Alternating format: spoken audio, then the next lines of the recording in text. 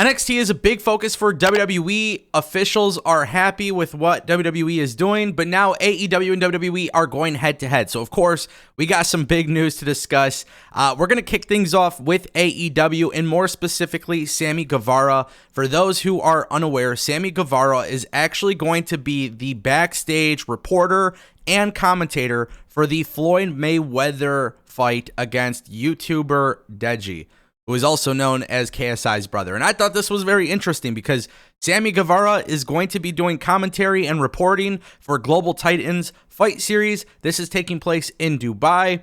And honestly, this is a really weird crossover.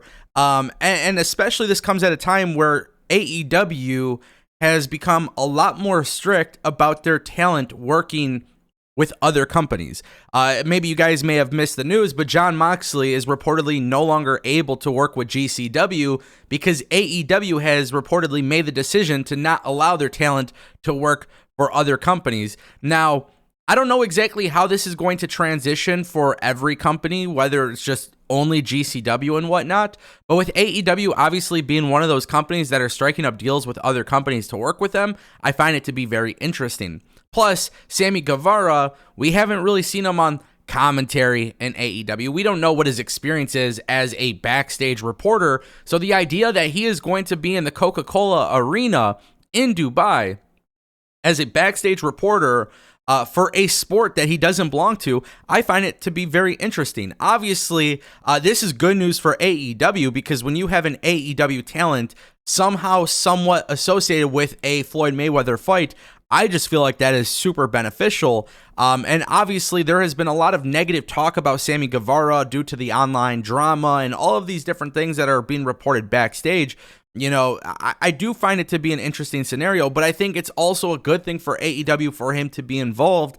And you know what? Maybe, you know, and I don't want to speak too soon, but maybe this could be like a start to something good for Sammy Guevara. And you never know what happens with his in-ring career. Maybe this could be something that he does long-term if the opportunity strikes. And honestly, I don't think this will be the case, but being that they're in Dubai, it would be really, really cool for AEW and Global Titans to kind of use this as an opportunity to build some sort of excitement. I don't know, maybe Floyd Mayweather comes to AEW one day. Obviously, we're just spitballing ideas, but the idea that Sammy Guevara could be there and then utilizing this moment as a way to build some sort of storyline or something could actually be really cool, especially when you consider Deji is a very popular YouTuber. Obviously, Floyd Mayweather is a legendary boxer. We know Bobby Fish is going to be there as well. He's going to be fighting. So I don't know if we'll see any sort of setup for a storyline or anything like that, but anytime you can use reality and shift it towards a storyline, I think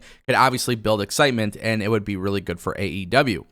I want to talk a little bit about NXT because there has been a lot of talk about NXT and more specifically Shawn Michaels, because if you may have missed it, Shawn Michaels recently revealed that WWE NXT does have plans on taking takeovers back on the road. So their special premium live events are expected next year to no longer be part of the Performance Center. And obviously this has a lot of people talking. A lot of people are wondering, what is NXT's success looking like right now? And honestly, from everything that I'm hearing, it sounds like not only are WWE officials happy, but it sounds like TV executives are happy as well. And something that's been mentioned too is the idea that WWE is utilizing the main roster as a way to help promote NXT. There's a lot of fluidity there. So people showing up in NXT that are part of the main roster, it's logical, it makes sense. There's a reason as to why they're there. And it's also a good thing because as we have seen in recent weeks, people from NXT have also shown up in some capacity on WWE television.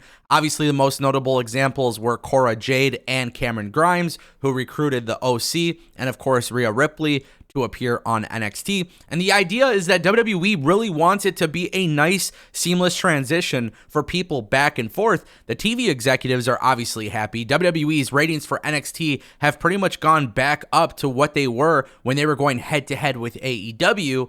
And I think this is a result of good television. Honestly, I think, for WWE specifically, NXT, a lot of the biggest turnoffs wasn't the actual wrestling or the storylines. A lot of it was just the branding and presentation. And now that WWE kind of dialed it back, I think we're starting to see people are like, hey, this does remind us of the old NXT that we liked. And then, of course, you have UK shutting down, but you're bringing the talent there. So now you're getting a lot of that great storytelling from the UK and America coming together. I think a lot of people are impressed by it. But one thing that WWE is doing, especially while going to head with AEW, is they are pulling out all the stops just like AEW is. And I want to talk about that.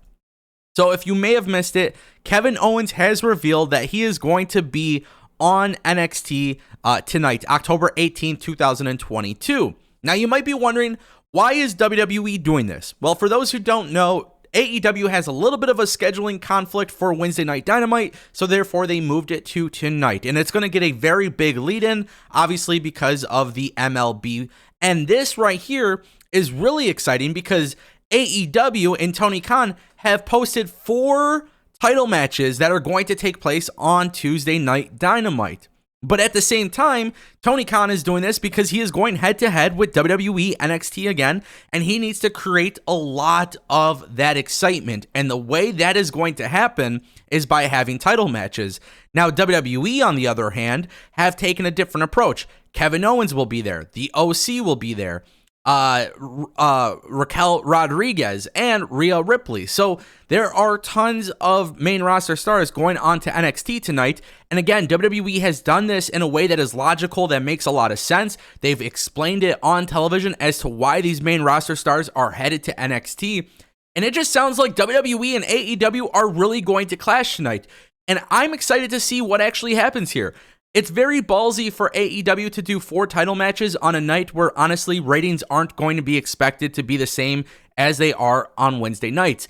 If you go back, historically speaking, Tuesdays, or Wednesdays, when it was AEW versus NXT, they kind of shared the same pool of audience. And NXT and AEW were really struggling to really beat each other in terms of ratings because there wasn't a massive difference in viewership between the two.